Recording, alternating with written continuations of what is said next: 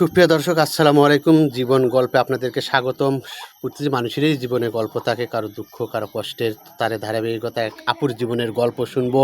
সে কেন এসেছে আমাদের সামনে, কী জন্য এসেছে, কী উদ্দেশ্যে এসেছে, সেটা তা আপুর মুখ থেকে শুনবো। দয়া করে কেউ ভিডিওটা স্কিপ করবেন না, পুরো ভিডিও দেখার জন্য বিশেষভাবে অনুরোধ করা যাচ্ছে। আপু আসসালামু আলাইকুম।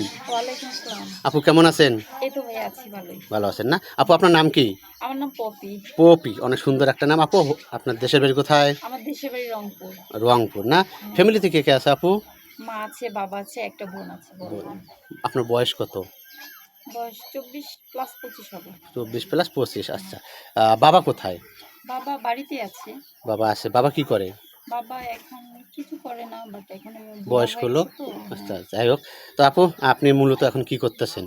আমি এখন বর্তমানে কিছুই করি না, লেখাপড়া এখন বন্ধ। মানে আমার আর্থিক অবস্থা তেমন ভালো না, তো তার জন্য লেখাপড়া বন্ধ রাখছি। এখন কোন পর্যন্ত লেখাপড়া করতেছেন? ইন্টার শেষ করছি। ইন্টার শেষ করছেন। আর্থিক অবস্থার কারণে এখন লেখাপড়া বন্ধ, তাই না আপু? হ্যাঁ। আচ্ছা, আমাদের এই আপনি তো এখন সিঙ্গেল হ্যাঁ। নাকি কারোর সাথে রিলেশনে জড়াইছেন? না ভাই, আই এম সিঙ্গেল। একবার পিওর সিঙ্গেল? হ্যাঁ, সিঙ্গেল। পানির মতো? পানির মতো আবার কি? পানির মতো কোনো ভেজাল নাই? না। আপনার জীবন ওইরকম কোনো ভেজাল নাই, তাই না? না ভাই। আচ্ছা, তো যাই হোক, আপনি আমাদের এই প্রতিবেদনে কেন এসেছেন? হেল্পের জন্য নাকি নতুন করে একটা জীবনসঙ্গী চাচ্ছেন বা বিয়ে ভাই করার জন্য? আমি আপনাদের এই অফিসে আসছি একটু হেল্পের জন্যই, যেহেতু এখনো আমার বিয়ে শাদী হয়নি, আর তাছাড়া আমার আর্থিক অবস্থা তেমন ভালো না। আর জানেনই তো আমাদের রংপুরে মেয়েদের বিয়ে হইতে গেলে লাখ লাখ টাকা যৌতুক চাই, কিন্তু আমার বাবার এমন সামর্থ্য নেই। আপনাদের এলাকায় তো যৌতুক ছাড়া বিয়ে হয় না। হ্যাঁ, হ্যাঁ। তো আসলে আপনার কি দেশের থেকে বা বাড়ির থেকে কোনো ঘর আসে না, বিয়ের ঘর আসে না, সম্বন্ধ আসে না? আসলে কি হবে, ওই যে বললাম না যে যৌতুক চাই, যৌতুক দিতে টাকা। পারেন না? হ্যাঁ, আপনার বাবার অবস্থা খুবই খারাপ, আপনার বলছেন যে আপনার আর্থিক অবস্থার জন্য আপনি লেখাপড়ারও করতে পারতেছেন না। হ্যাঁ, হ্যাঁ, তো আসলে আপনার বয়স 25 বছর না? হ্যাঁ। আপনি কি কতটুকু চাচ্ছেন বা কী রকম ছেলে চাচ্ছেন একটু যদি বলতেন?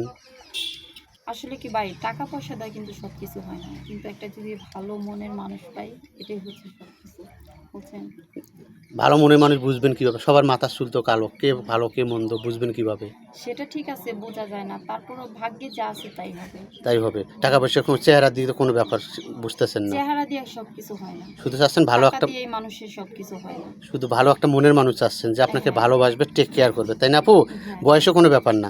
আচ্ছা, কোন বয়স 30-35 এমন হতে হবে। 30-35? আচ্ছা, হ্যাঁ। 30-35 বলছেন। 30-35 কোনো ভাই কিন্তু এখন সিঙ্গেল থাকে না। সেটা ঠিক আছে। অথবা তার ওয়াইফ মারা গেছে বা চলে গেছে, এইরকম কোনো ভাই যদি আমাদেরকে নক করে আপনার জীবনে আসে, আপনি কি মেনে নিবেন? এটা ভাগ্যের উপর ডিপেন্ড করবে। না, তারপর আপনি যদি আসে তো মেনে নিবেন তো? অবশ্যই নিব না কেন? আচ্ছা, ওই ভাই যদি ওয়াইফ বা যে একটা বেবি থাকে তখন? সমস্যা নাই। এটা হচ্ছে ভাগ্যের বিষয়, বুঝছেন? কোনো সমস্যা নেই, মেনে নেবেন। ভাগ্যে যা আছে যদি থাকে মেনে নেবেন। হুম, হুম। আচ্ছা, এখন তো সুন্দর কথা বলতেছেন যে বেবিকে মেনে নেবেন, তখন কি সৎ মায়ের মতো ব্যবহার করবেন নাকি? কেন? বাচ্চা মায়ের মতো বাচ্চার সঙ্গে কি সৎ না, না, করবেন না তো? না। সুন্দরভাবেই থাকবেন? হ্যাঁ। আচ্ছা, কোনো ভাই যদি আপনার সাথে যোগাযোগ করতে চায়, আপু কীভাবে যোগাযোগ করবে? ভাই আপনাদের এই অফিসের মাধ্যমে আমার সাথে যোগাযোগ করবে।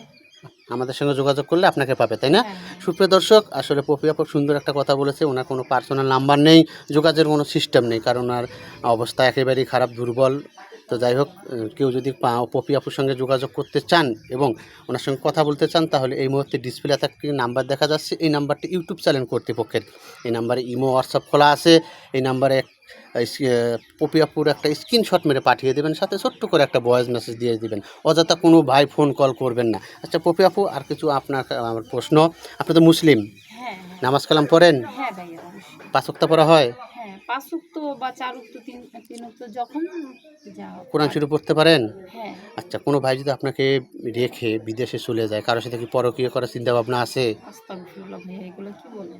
না, ইদানিং তো পরকীয়া তো পুরো ডেঞ্জারাস একটা রোগ। ইউটিউব, ফেসবুক খুললে আমরা দেখি খালি অমুক ভাইয়ের বউ অমুক ভাইয়ের সঙ্গে চলে গেছে, দেবরের সঙ্গে চলে গেছে, পরকীয়া করে। এরকম করার চিন্তা ভাবনা আছে মাথায়? না ভাইয়া, হ্যাঁ? এসব নাই। কখনো করবেন না? না, না, না। আচ্ছা, স্বামীকে কতটুকু ভালোবাসবেন? স্বামীকে ভালো না বাসলে তো স্বামী আরেকজনের সাথে চলে যাবে আবার। সেটা ঠিক আছে। কি হ্যাঁ, আমার যতটুকু ভালোবাসার যতটুকু আমার কর্তব্য ততটুকু আমি চেষ্টা করব।